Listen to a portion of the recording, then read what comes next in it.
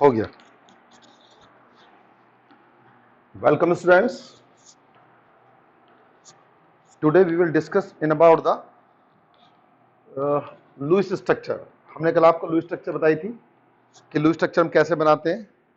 जैसे मैंने कल आपको एनाइंस केटाइंस उसके बारे में बताया था कि एनाइन की स्ट्रक्चर कैसे होगी, केटाइन की स्ट्रक्चर कैसे होगी, कैसे हम उनको बनाएंगे।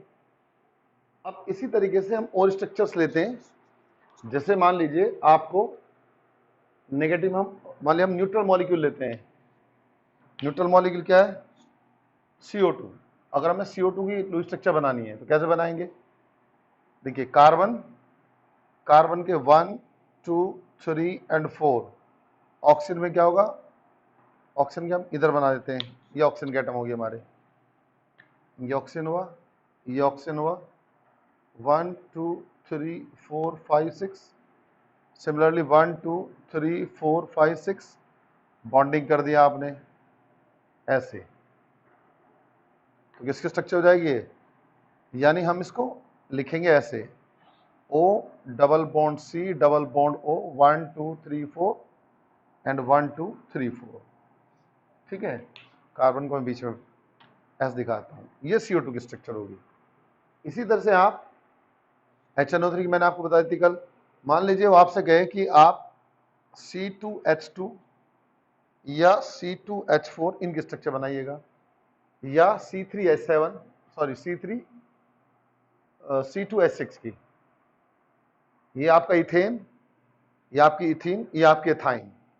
तो पहले हम इथेन की स्ट्रक्चर बनाते हैं। देखो यहाँ पर ये कार्बन हुआ, कार्बन के 1 2 3 एंड 4।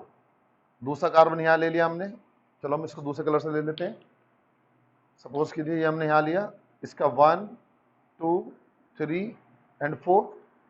उसके बाद हमने क्या ले लिया? Hydrogen 1 2 3 1 2 and 3। यहाँ हमने स्ट्रक्चर ले ली, बना लिया इसको। ये बॉन्ड यहाँ पर कंप्लीट हो गया। फिर यहाँ 1 2 3। देखो हर एक के अपने 8 इलेक्ट्रॉन हो रहे हैं। हाइड्रोजन के पास मैक्सिमम रहेंगे आपके 2 और बाकी के साथ सबके पास 8 इलेक्ट्रॉन हो जाएंगे। तो हम इसको ऐसे लिख सकते हैं, और C सिंगल बॉन्ड C, एक H सिंगल बॉन्ड से यहाँ, एक यहाँ, एक यहाँ, इसी तरीके से एक H यहाँ, एक यहाँ, एक यहाँ। ये तो किसकी स्ट्रक्चर हो गई? हमारे C2H6 की। अब हम बात करते हैं C2H2 की। तो एक कार्बन मैंने यहाँ लिया, इसके इलेक्ट्रॉन मैंने बना दिए 1 2 1 2। दूसरा लिया मैंने कार्बन इधर 1 एंड 2 1 एंड 2। अलग अलग दिखाने के लिए एक एक डॉट से बनाते हैं, दूसरे क्रॉस से। आप डॉट से बना सकते हैं, कोई प्रॉब्लम नहीं है। यहाँ आप क्या करेंगे? हाइड्रोजन ले लेंगे, इस हाइड्रोजन का एक इलेक्ट्रॉन, इसका एक इलेक्ट्रॉन। यहाँ आप क्या करेंगे? यहाँ आप हाइड्रोजन ले लेंगे, ऐसे कंप्लीट कर दीजिएगा। ये स्ट्रक्चर बन जाएगी आपकी, ये बन गई, ये बन गई। तो इस तरह से क्या होती है हमारी स्ट्रक्चर बन जाएंगी इनकी। और ये होगा आपका, हम इसका लिख सकते हैं, और H single bond C single bond H double bond sorry. इसी तरह से हम क्या करेंगे? इसी तरह से हम लेंगे C2H4 के बारे में। सपोज कीजिए 1 कार्बन ये हुआ, ये है बेटा C2H4 की, सॉरी हमने उल्टी बना दी। C2H4 ये ले लेंगे हम C2H2 की। तो एक कार्बन, दो कार्बन, यहाँ पर क्या करेंगे? एक हाइड्रोजन, इसके साथ ही हम दूसरा हाइड्रोजन बना देंगे। हर एक के अपने 4 इलेक्ट्रॉन, 1 2 3 1 4। इसके यहाँ बना देंगे हम एक इलेक्ट्रॉन। उसके बाद हम कार्बन के पूरे कर देंगे 1 2 3 1 2। इसके हो गए। यहाँ पर क्या हुआ? ये बॉन्डिंग हो गया आपकी, और इस तरह से यहाँ पर ये, ठीक है, ये बॉन्ड आपने ये बना दिया। तो क्या स्ट्रक्चर बनी हमारी? C single bond H triple bond C single bond H। तो इस तरह से हम क्या करेंगे? लूज स्ट्रक्चर्स बनाते हैं। ठीक है बेटा। तो जैसे CO2 की आपने बना दी, C2H4 की बना दी, C2H2 की स्ट्रक्चर बना दिया आपने, ये C2H6 की स्ट्रक्चर बना दी। इस तरह हम क्या करते हैं? डिफरेंट डिफरेंट स्ट्रक्चर्स को बनाते चले जाते हैं। नेगेटिव आयंस की कल मैंने आपको बताई थी, और ले लेते हैं नेगेटिव आयंस की। मान लीजिए आपको और स्ट्रक्चर बनानी है, तो क्या करेंगे आप?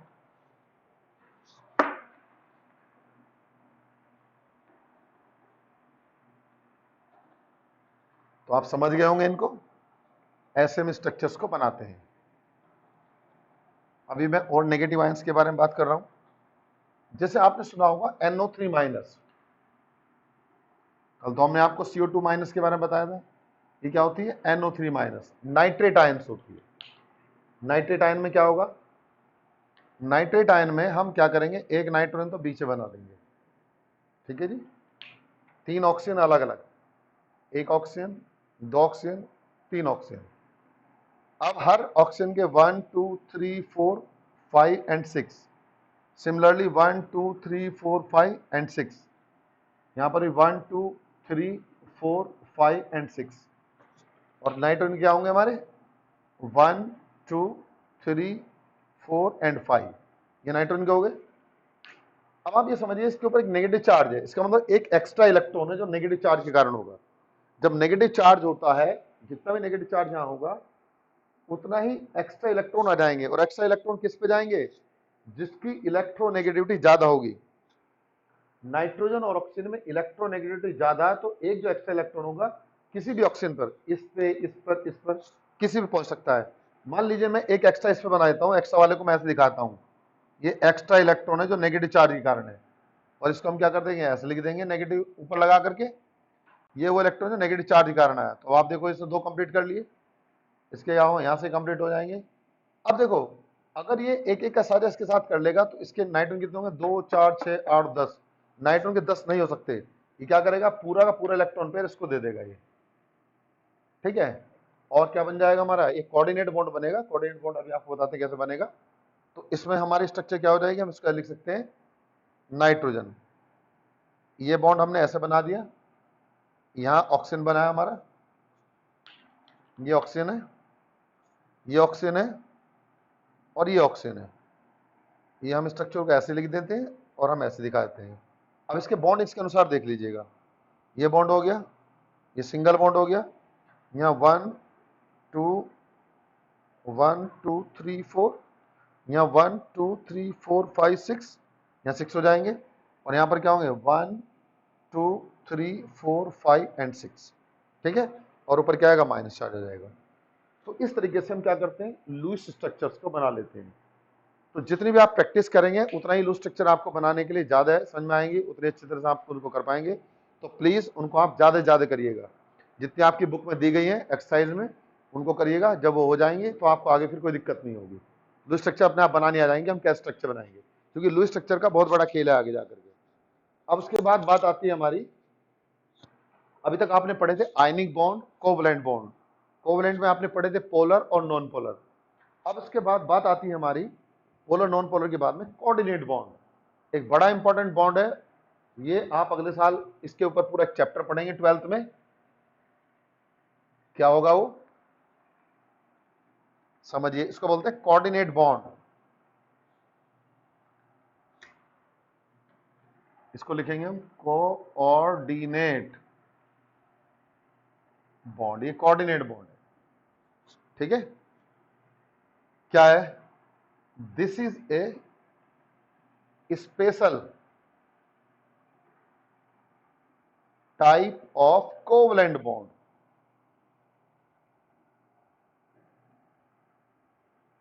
in which pair of shared pair of electron is donated by one atom to another atom and atom which donate pair of electron is called donor atom। उसको क्या बोलेंगे? donor atom। while which accept, यानी जो उसको स्वीकार करता है, which accept the pair of electron, accept the shared pair of electron is called donor atom।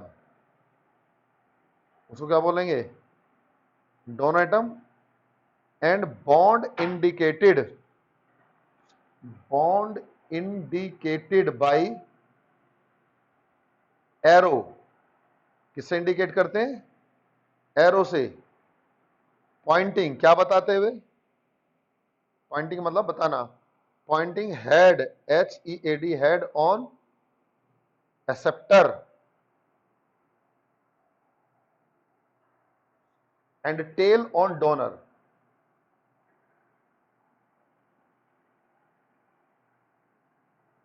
समझिएगा। तो क्या है कोऑर्डिनेट बॉन्ड? कोऑर्डिनेट बॉन्ड का दूसरा नाम होता है डेटिव बॉन्ड। इसको डेटिव बॉन्ड भी बोल देते हैं, DATIV, डेटिव बॉन्ड। तो समझिएगा, this is special type of covalent bond in which shared pair of electron is donated by one atom to another atom, and atom which donate the pair of electron is known as donor atom, while which accept the pair of electron, shared pair of electron, is called donor atom, and bond indicated by arrow pointing head on acceptor and tail on donor। तो ये हमारा क्या बेटा? ये हमारा coordinate bond की definition है।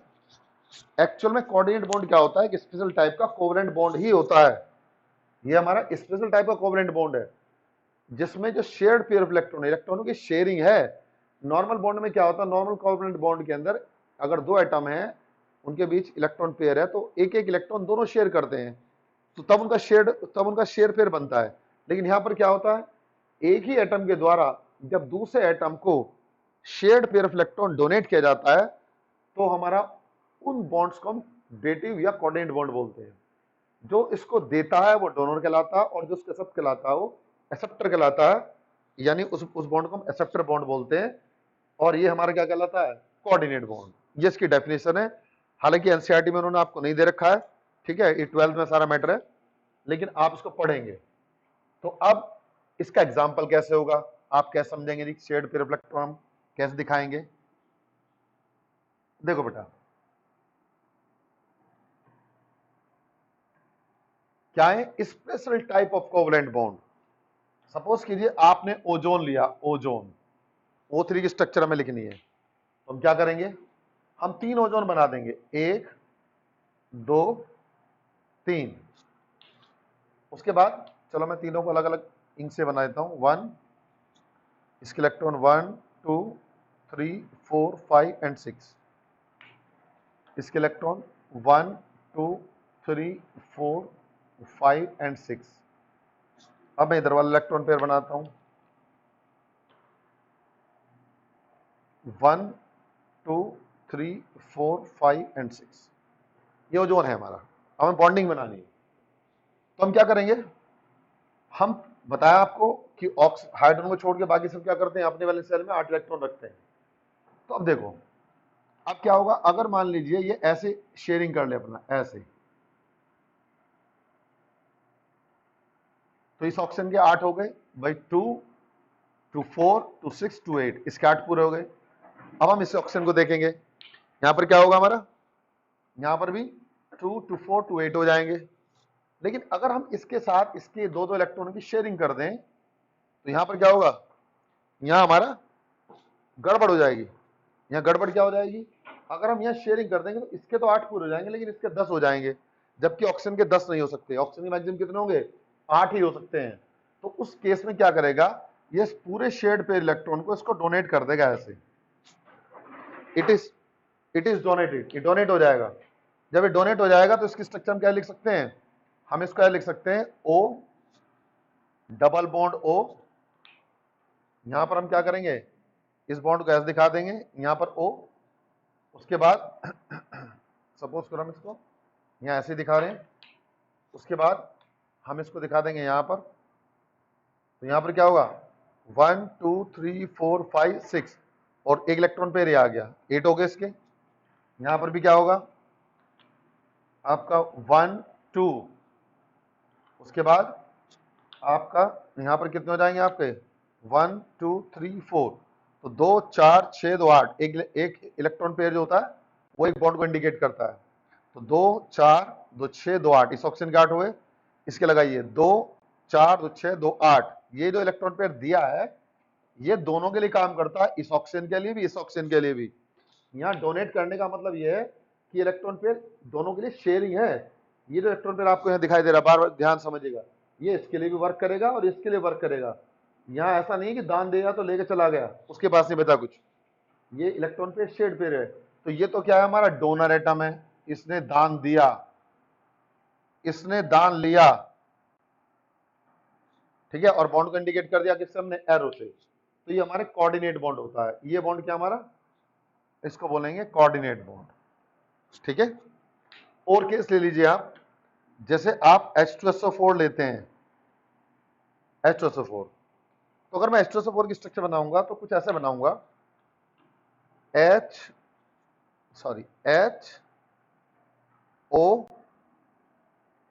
यहां बना लीजिए SOH, O एंड O, ऐसे, ठीक है। उसके बाद हमने क्या किया, एक इलेक्ट्रॉन इसका, उसके बाद यहां 1 2 3 4 5 एंड 6, उसके बाद यहां पर क्या हुआ 1, उसके बाद ऑक्सीजन के कितने हो गए हमारे यहाँ पर 6 होते हैं ऑक्सीजन के भी, 1 2 3 4 5 एंड 6। दूसरा 1 2 3 4 5 एंड 6। इसी तरह से 1 2 3 4 5 एंड 6। Similarly 1 2 3 4 5 and 6। अब जब हम बॉन्डिंग करेंगे तो क्या होगा, यहाँ देखो, ये हाइड्रोजन के 2 हो गए, ऑक्सीजन के 7, ऑक्सीजन के 8 हो गए अब, लेकिन सल्फर के कितने 7 हो गए। इसका हमने फिर क्या करा, एक शेयरिंग और कर ली, फिर 8 हो गए। उसके बाद हमने फिर क्या किया, फिर शेयरिंग कर ली, यहाँ 2 हो गए। अब ये क्या करेंगे, तो देखो सल्फर के 2 तो 4 तो 6 तो 8 पूरे हैं, लेकिन अगर ये साझा कर लेता है एक एक इलेक्ट्रॉन इसका उनका पूरा करने के लिए, तो सल्फर के कितने हो जाएंगे, 12 हो जाएंगे। तो हम क्या करेंगे, उस केस में पूरा इलेक्ट्रॉन पेयर इसके द्वारा दे दिया जाएगा, ये इलेक्ट्रॉन पेयर इसको दे दिया जाएगा। जब ऐसा होगा तो स्ट्रक्चर कैसे बन जाएगी हमारी, ये स्ट्रक्चर हो जाएगी आपकी ऐसे, H, उसके बाद में S, उसके बाद में आपका H, फिर हम यहाँ बाद में ऑक्सीजन बना लेते हैं अपनी, ये ऑक्सीजन, ये ऑक्सीजन, 2 ऑक्सीजन हम यहाँ बना लेते हैं, 1 एंड 2। तो यहाँ पर क्या होगा, ये सिंगल बॉन्ड बना, ये सिंगल बॉन्ड बना, ये सिंगल बॉन्ड बना, ये सिंगल बॉन्ड बना। ये क्या होगा इससे, 1 2 3 4 5 6 हो गए, यहाँ पर 1 2 3 4 5 एंड 6 हो गया, और एक बॉन्ड इन्होंने ऐसे बना दिया। तो ये बॉन्ड आपको दिखाई दे रहे हैं, बॉन्ड क्या आपके, ये बॉन्ड यहाँ आपके कोऑर्डिनेट बॉन्ड कहलाते हैं, इनको हम कोऑर्डिनेट बॉन्ड बोलते हैं। तो जो एरो से इंडिकेट किए जाते हैं वो बॉन्ड क्या हमारे कोऑर्डिनेट बॉन्ड है, ये बॉन्ड हमारे कोऑर्डिनेट बॉन्ड कहलाते हैं, ठीक है बेटा जी। तो ये हमारी क्या है, ये हमारा कोऑर्डिनेट बॉन्ड होता है, ठीक। तो ऑक्टेट रूल पढ़ लिया आपने। ऑक्टेट रूल ये कहता है कि हर एक एटम अपने वैलेंस शेल में 8 इलेक्ट्रॉन कंप्लीट करना चाहता है, either by sharing of valence electron और by transfer of valence electron from one atom to another atom, that is known as octet rule. Octet rule ने ये कहा। लेकिन अब बात आती है एक्सेप्शन ऑफ ऑक्टेट रूल। अब हम पढ़ेंगे, हम ऑक्टेट रूल तो कहता है कि सबके पास 8 होने चाहिए, लेकिन कुछ कंपाउंड ऐसे थे जिनके पास 8 भी थे और जिनके पास क्या थे हमारे 8 से कम भी थे, 8 से ज्यादा भी थे, उसके बावजूद भी स्टेबल थे। उसको बोलते हैं एक्सेप्शन ऑफ ऑक्टेट रूल। तो हम समझेंगे exception of octet rule. Octet rule का एक्सेप्शन क्या है, पहला, इनकंप्लीट ऑक्टेट,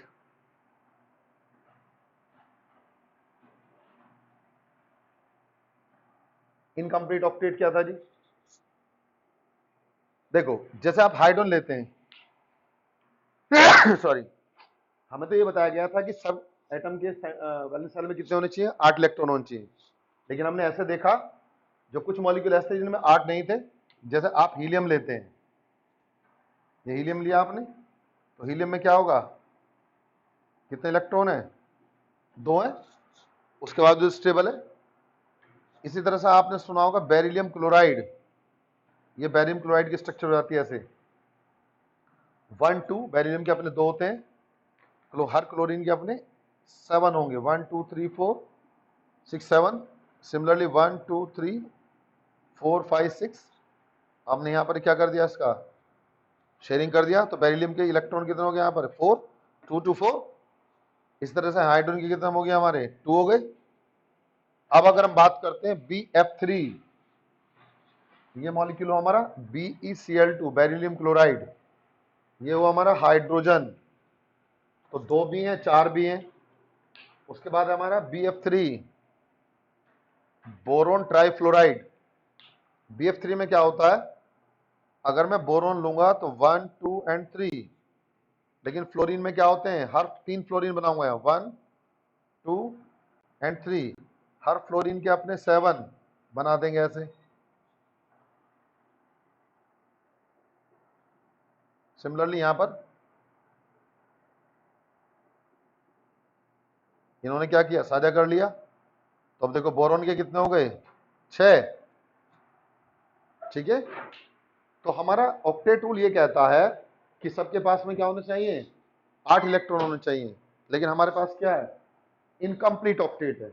इनकम्प्लीट का मतलब है कि आपने तो बताया था 8 होने चाहिए, लेकिन यहाँ तो क्या है, 2 वाला भी मॉलिक्यूल है, 4 वाला मॉलिक्यूल भी है, 6 वाला मॉलिक्यूल भी है। तो इन सब को बोलते हैं एक्सेप्शन ऑफ ऑक्टेट रूल। इन सबको हमने एक्सेप्शन ऑफ ऑक्टेट रूल माना। हमने कहा कि जरूर नहीं जी सबके पास क्या हो, हमारे बराबर ही हो, हमने कहा कि कम बढ़ते भी हो सकते हैं, ठीक है। तो इस तरह हम ऑक्टेट रूल को मानते हैं। ये तो इनकम्प्लीट ऑक्टेट हुआ। उसके बाद आता है हमारा एक्सपेंडेड ऑक्टेट। अब आप कहेंगे एक्सपेंडेड ऑक्टेट का मतलब क्या है जी। नंबर 2, दूसरा एक्सेप्शन हमारा एक्सपेंडेड।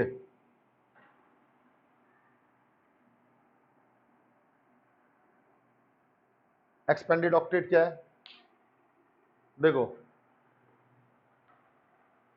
एक्सपेंडेड ऑक्टेट में हम क्या करते हैं कि कुछ मॉलिक्यूल ऐसे जिनमें हमारे 8 से भी ज्यादा हैं। जैसे आप PCl5 लेते हैं, समझते चले जाना, PCl5 में क्या होगा, आपने फास्फोरस लिया, फास्फोरस 1 2 3 4 और 5। इसी तरह आपने क्या ले लिया यहाँ पर, क्लोरीन 5, सॉरी हाँ क्लोरीन ले लिए, 1 2 3 4 और 5। क्लोरीन के अपने 7 इलेक्ट्रॉन होते हैं, आपने बना दिए।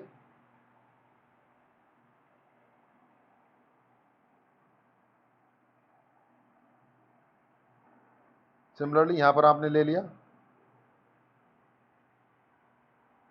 सेम केस यहां आया, ठीक है। अब आपने क्या करा, इलेक्ट्रॉन कंप्लीट कर दिया। हर क्लोरीन के तो 8 8 हैं, लेकिन फास्फोरस के कितने हैं 10। इसका मतलब क्या हुआ, 8 से ज्यादा हो गए। ये भी हमारा क्या है, वहां तो कम किया, एक्सपेंडेड माने और ज्यादा। दूसरा केस आता हमारा SF6 का, सल्फर हेक्साफ्लोराइड। अगर मैं सल्फर बीच में बना दूं 1 2 3 4 5 और 6, और इसके 6 कॉर्नर पर मैं 6 फ्लोरीन बना दूं, 1 2 3 4 5 एंड 6, हर फ्लोरीन के अपने 7 इलेक्ट्रॉन।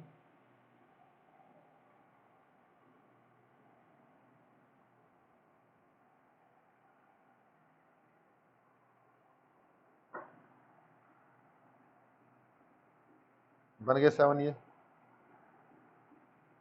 देख लो हर एक के आप। अब आप फ्लोरीन का इलेक्ट्रॉन पूरा करने के लिए क्या करेंगे, शेयरिंग करेंगे, तो हर फ्लोरीन के तो 8 8 इलेक्ट्रॉन ही है, लेकिन सल्फर के कितने हो रहे हैं 12, ठीक है। यहां पर क्या हुआ, यानी 10 से ज्यादा 10 भी, 8 से ज्यादा 10 भी हैं, 12 भी हैं। उसके बाद में क्या हुआ जी, आप लेंगे IF7, आयोडीन सेप्टाफ्लोराइड कहलाता है। मान लीजिए आयोडीन को मैं बीच में बना देता हूं, 1 2 3 4 5 6 7, और 7 फ्लोरीन में कॉर्नर बना देता हूं, 1 2 3 4 5 6 एंड 7। इन सब के फ्लोरीन के मैं क्या करता हूँ 7 7 इलेक्ट्रॉन लिख देता हूँ अपने। लो जी, एक एक हम दिखा देंगे किसकी साइड में, आयोडीन की साइड में और बाकी जो होंगे बाकी दूसरी साइड में, ताकि आपको कंफ्यूजन ना हो। इसी तरह बेटा हम यहाँ जाएंगे, देखिए हम यहाँ फिर यहाँ जाएंगे, ठीक है। अब इनको कंप्लीट करेंगे, 1 इलेक्ट्रॉन, 2 3 4 5 और ये 6 और ये क्या हुआ 7। तो आयोडीन के कितने हो गए 14 इलेक्ट्रॉन्स, ठीक है। तो देखिए ये एक्सपेंडेड ऑक्टेट कहलाता है। एक्सपेंडेड ऑक्टेट का मतलब है कि यहाँ पर आप देख रहे हैं, यहाँ पर फास्फोरस की क्या PCl5 में 10 इलेक्ट्रॉन है, SF6 के क्या है, यहाँ SF6 में सल्फर के 12 हैं, IF7 में आयोडीन के कितने 14 इलेक्ट्रॉन। तो this is the second exception of octet rule. तो ऑक्टेट रूल के अनुसार क्या होता है, सेकंड एक्सेप्शन हो जाता है, ठीक है। समझ गई बात।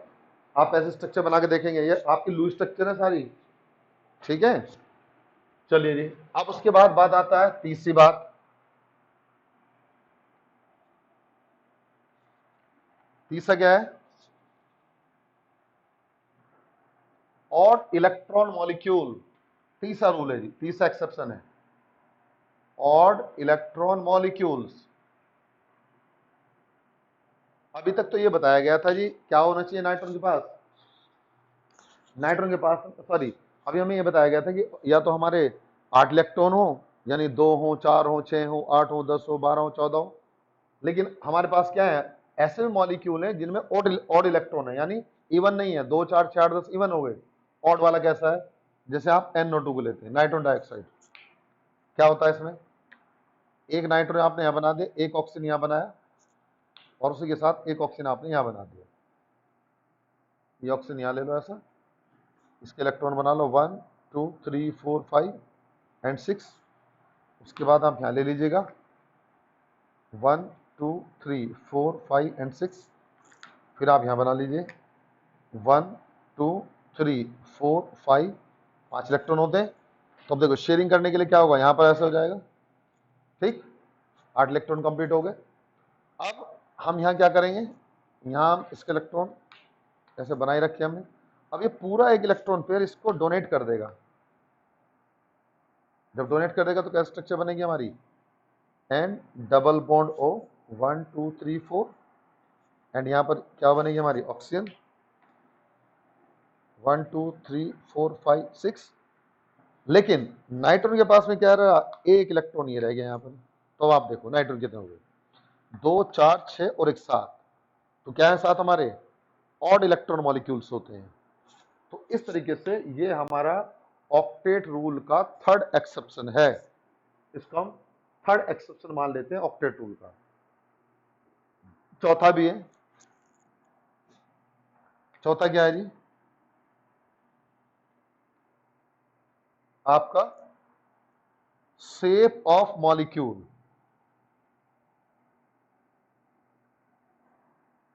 जो आपका ऑक्टेट रूल है वो ये नहीं बता पाया कि मॉलिक्यूल की शेप क्या होनी चाहिए।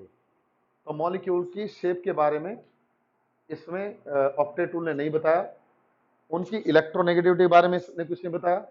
तो ये मेनली क्या होते हैं हमारे, ये सब हमारे मेनली शॉर्ट कमिंग्स होते हैं ऑक्टेट रूल के। तो ये हमारा कहलाता है ऑक्टेट रूल। ऑक्टेट रूल क्या, अगर आपसे पूछे ऑक्टेट रूल का एक्सेप्शन क्या है, तो आप ये बता दोगे जी हमारा क्या है, ये ऑक्टेट रूल के एक्सेप्शन होते हैं। तो ऑक्टेट रूल ने ये सारी बातें नहीं बताई थी जबकि उसको बतानी चाहिए थी, ठीक है।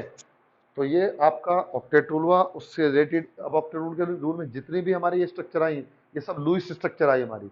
तो जब तक हमें कोवलेंट बॉन्ड बनाना नहीं आता होगा, कोऑर्डिनेट बॉन्ड बनाना हमें नहीं आता होगा, तब तक हम इन स्ट्रक्चर्स को नहीं बना सकते। हमें कुछ नहीं पता चलेगा कि हमें क्या करना है क्या नहीं करना है, ठीक है। तो इसलिए आपको ये बोला जाता है कि आपको जितना डेली पढ़ाया जा रहा है, प्लीज आप सब उसको ध्यान से समझिए, ध्यान से करिए, तभी आपको आगे के टॉपिक समझ में आएंगे। अदरवाइज आपको लगेगा पता नहीं क्या आफत आ गई, ठीक है। तो ये हमारा यहाँ तक बात आ गई। एनसीईआरटी में आप देखेंगे, एनसीईआरटी बुक में आपको सब कुछ मिल जाएगा, ठीक है बेटा।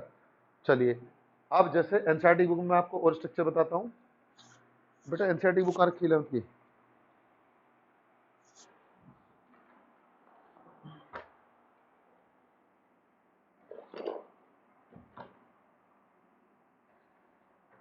अब देखो, जैसे आप एनसीईआरटी में खोलेंगे, पेज नंबर आएंगे आप,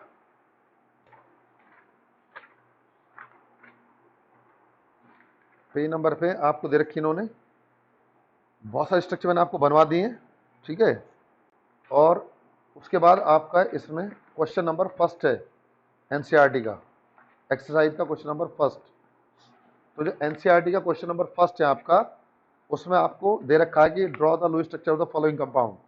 तो वो आपको अपने आप करना है, वो उसको आप अपने आप करेंगे। देखो पहला क्वेश्चन से, सॉरी, ये आपका क्वेश्चन नंबर 4.4 है।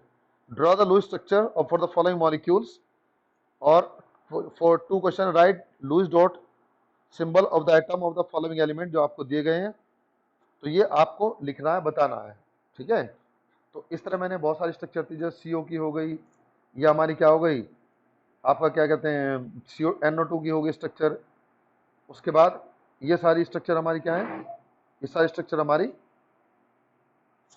लुईस स्ट्रक्चर्स कहलाती हैं, ठीक है। तो हम इनको कंप्लीट कर लेते हैं, ये हमारी लुईस स्ट्रक्चर बन जाएंगी। अब देखो, इसके बाद बात आती है आपकी फॉर्मल चार्ज की। फॉर्मल चार्ज क्या होता है? देखिए बेटा, नया टॉपिक है ये बिल्कुल, फॉर्मल चार्ज। देखो, ये तो NO2 की स्ट्रक्चर हो गई, और अगर वो आपसे पूछता है NO2 माइनस, ये नाइट्राइट आयन है, ये नाइट्रोजन डाइऑक्साइड है, फर्क है दोनों में। अगर हम इसको बनाएंगे तो ये ऐसे नहीं बनेगी, इसमें क्या फर्क हो जाएगा? ये तो हमारी क्या थी, हम चलो इसको समझ लेते हैं, 1 2 3 4, ताकि दोनों में आपको कंफ्यूजन ना हो। डबल बॉन्ड, यहाँ इलेक्ट्रॉन पेयर, यहाँ बॉन्ड, यहाँ आ गया 1 2 3 4 5 एंड 6। ये तो हमारी इसकी स्ट्रक्चर होगी। लेकिन अगर मैं इसकी बनाने लगूँ तो क्या होगा इसमें? इसमें नाइट्रोजन, उसके बाद यहाँ पर मैंने ऑक्सीजन बना दी।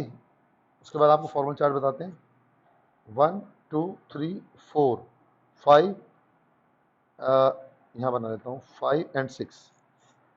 इसके बाद यहाँ पर 1 2 3 4, यहाँ 5। उसके बाद में ऑक्सीजन बना लेते हैं, 1 2 3 4 5 एंड 6। लेकिन इसमें माइनस चार्ज आ रहा है, आ रहा है ना, एक माइनस चार्ज का मतलब एक इलेक्ट्रॉन एक्स्ट्रा है। सपोज करो उस एक्स्ट्रा इलेक्ट्रॉन को मैं किसी भी इस ऑक्सीजन बना देता हूँ, ये वो इलेक्ट्रॉन जो हमारा एक्स्ट्रा है। तो अब क्या होगा? अब ये बॉन्ड यहाँ बन जाएगा, इसके साथ ये बॉन्ड यहाँ बन जाएगा, यहाँ बन जाएगा। अब देखो सबके कंप्लीट हो गए, 2 4 6 2 8। तो ये ऑड इलेक्ट्रॉन मॉलिक्यूल है। लेकिन अगर हम इसकी बात करते हैं NO2 माइनस की, यानी नाइट्राइट आयन की, तो ये ऑड इलेक्ट्रॉन मॉलिक्यूल नहीं है। इसकी कैसे बनेगी? ये बन जाएगी N डबल बॉन्ड O, या O डबल बॉन्ड N और सिंगल बॉन्ड O। 1 2 3 4 5 6, 1 2 3 4। और यहाँ पर क्या आएगा हमारा पूरा एक इलेक्ट्रॉन पेयर। ये और ये दोनों अलग हैं, कभी आप इसमें कंफ्यूज हो जाए। NO2 का मतलब होता है नाइट्रोजन डाइऑक्साइड, और NO2 माइनस का होता है नाइट्राइट आयन, ठीक है। तो अभी मैं आपको बताता हूँ फॉर्मल चार्ज। तो हम अगला टॉपिक पढ़ेंगे, फॉर्मल चार्ज क्या होगा जी? इसको बोलते हैं फॉर्मल चार्ज। अब आज तो केवल इतना ही पढ़ेंगे, कल पढ़ाएंगे इसको बाकी कंप्लीटली। फॉर्मल चार्ज क्या होता है, इसके लिए एक फॉर्मूला आता है, उसका मैं समझाता हूं आपको।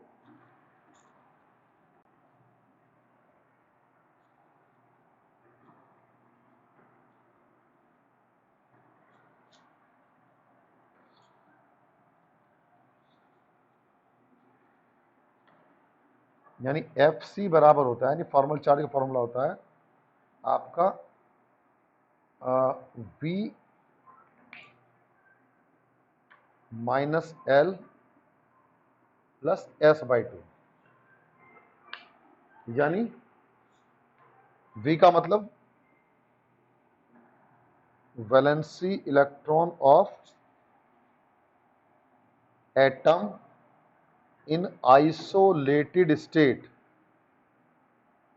यानी कोई एटम जब उसके पास आइसोलेटेड स्टेट में इलेक्ट्रॉन हो, जो अकेला होता है वो। एल का मतलब होता है number of electron in lone pair, उन इलेक्ट्रॉनों की संख्या जो उस एटम पर लोन पेयर के रूप में है। उसके बाद आता है एस, एस का मतलब होता है number of electron in shared pair. ये फॉर्मूला होता है फॉर्मल चार्ज का, ठीक है। तो फॉर्मल चार्ज होता क्या है? The formal charge may be defined as the charge of an atom in a polyatomic ions or molecule is the number of valence electron to that atom in isolated state and the number of electron assigned to that atom in Lewis structure, that is known as formal charge। यानी किसी भी polyatomic ion का मतलब है ऐसे ion जिसमें एक से ज्यादा एटम हो, उनको पॉली एटॉमिक आयन बोलते हैं। या कोई मॉलिक्यूल, उसके अंदर किसी भी एटम का फॉर्मल चार्ज होता है वो डिफरेंस के बराबर होता है किसके? Valency electron of atom in isolated state and number of electron of that atom in lone pair and number of electron shared pair in that Lewis structure. क्या मतलब है? फिर समझिएगा, किसी भी पॉली एटॉमिक आयन या मॉलिक्यूल के अंदर किसी एटम का फॉर्मल चार्ज डिफरेंस के बराबर होता है। किस चीज के डिफरेंस के? Difference of valency electron of atom in isolated state, जब कोई एटम अपनी अकेली अवस्था में हो, and number of electron assign to that atom in Lewis structure, और जब लुईस स्ट्रक्चर में उस एटम पर हमने क्या किया हो? इलेक्ट्रॉनों को दिखाया गया हो, उनका जो डिफरेंस होता है वही हमारा फॉर्मल चार्ज कहलाता है। अब जैसे मैंने आपको बताया फॉर्मल चार्ज का मतलब क्या हुआ, कैसे हुआ, तो उसको हम समझेंगे। चलिए समझा देते हैं, अभी हो जाएगा। मान लीजिए आपको आपके यहाँ पर ओजोन का दिया हुआ है, ओजोन का फॉर्मल चार्ज क्या निकालेंगे? तो देखो ये ओजोन है हमारा, अगर फॉर्मल चार्ज निकालना तो उसके लिए पहले हम लुईस स्ट्रक्चर लिखेंगे। मान लीजिए ये ऑक्सीजन मैंने 1 माना, उसके बाद ये ऑक्सीजन मैंने 2 माना, ये 1 ऑक्सीजन है, ये 2 ऑक्सीजन है, इसको मैंने ऑक्सीजन 3 मान लिया, ये हमारा 3rd ऑक्सीजन है। तो अगर मैं इलेक्ट्रॉन दिखाऊंगा तो यहां पर क्या होंगे इसके? 1 2 3 4 5 6। इसी तरह से यहां पर इसके हो जाएंगे 1 2 3 4 5 एंड 6, तीसरे ऑक्सीजन के। ये नंबर ऑफ एटम है ऑक्सीजन का, ये पहला ऑक्सीजन है, ये आपका दूसरा ऑक्सीजन है, ये आपका तीसरा ऑक्सीजन है। उसके बाद हम यहाँ इसके बना देते हैं 1 2 3 4 5 एंड 6। अगर मान लीजिए मैंने इसका साझा इसके साथ कर दिया, शेयरिंग कर दिया, तो इसके तो पूरे हो गए, 8 इसके पूरे हो गए। अब ये क्या करेगा? अगर ये पूरे एक इलेक्ट्रॉन पेयर को इसको शेड कर दे तो स्ट्रक्चर बन जाएगी कैसे? बताया था अभी आपको लुईस स्ट्रक्चर में, ये बन गया हमारी ऐसे, ठीक है। तो ये वही ऑक्सीजन फर्स्ट रहा, ये ऑक्सीजन सेकंड रहा, ये ऑक्सीजन क्या हुआ हमारा 3rd रहा। तो यहाँ पर क्या होंगे हमारे 1 2, उसके बाद में यहाँ पर क्या होंगे 1 2 3 4, उसके यहाँ पर क्या होंगे 1 2 3 4 5 6। तो मैं निकालना चाहता हूँ कि मुझे फॉर्मल चार्ज क्या क्या होगा, ऑक्सीजन फर्स्ट का क्या होगा, ऑक्सीजन सेकंड का क्या होगा, ऑक्सीजन 3rd का क्या होगा। तो मैं लिखूंगा FC ऑफ ऑक्सीजन फर्स्ट, यानी फर्स्ट ऑक्सीजन का। तो क्या होगा? फॉर्मूला वही V minus L plus S/2 बराबर। तो V का मतलब जब ऑक्सीजन अपनी अकेली स्टेट में होता है, आइसोलेटेड स्टेट में होता है, जितने वैलेंस इलेक्ट्रॉन होते हैं उसके पास कितने होते हैं? 6। मान ली 6 है, इसके पास अपने जब अकेला होगा, किसके साथ ना जुड़ा हो, तो उसके पास 6 इलेक्ट्रॉन होते हैं। अब number of electron in lone pair, lone pair में कितने इलेक्ट्रॉन इसके पास? 1 और 1 2। शेयर्ड पेयर में कितने? शेयर्ड पेयर में आप निकालेंगे तो कितने हो जाएंगे हमारे? 2 2 4 और 2 6, यानी 6/2 हो गया। तो यहां से कितना आया हमारा? ये हो गया हमारा आपका 6 माइनस 2, यानी ये 3 हो गया, 3 2 5, हाँ 6 प्लस 2 माइनस 2, और शेड पेयर में हमारे कितने हो इसके? 2 4 6 हो गए। तो ठीक है, तो इस पे कितना है हमारा +1, 3 2 5, 3 2 5,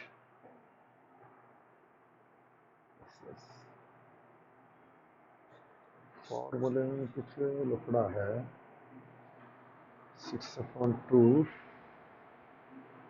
इसने दिया तो प्लस आ जाएगा, 3 2 5। चलो अभी 1 मिनट देखते हैं, उसके बाद FC ऑफ ऑक्सीजन 2, यहां पर क्या हो जाएगा, इसके अपने 6 थे, उसके बाद इसके लॉन पेयर के रूप में क्या हो गए 4, और शेड पेयर कितने उसके 4 और 4 2 6, 2 और 2 4, 4/2, ठीक है। यहां से कितने आ गए हमारे,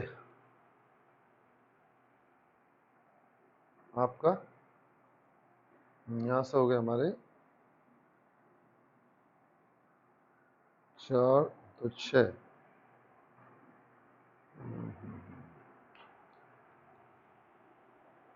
formula V - L + S/2 plus L electron lone pair में, ऑक्सीजन के हमारे 6 हो गए, 6 इस वाले ऑक्सीजन के 6 हो गए, लोन पेयर में कितने इसके 2 इलेक्ट्रॉन, और शेयर्ड में हो गए इसके 2 और 4 और 6, तो V + L। चलो बेटा कल बताऊंगा, ये भी थोड़ा माइंड में नहीं आ रहा, कल बात करेंगे फॉर्मल चार्ज के बारे में, ठीक है। चलिए ओके, कल बताते हैं इसको, इसमें कहीं कुछ प्रॉब्लम आ रही है, ओके।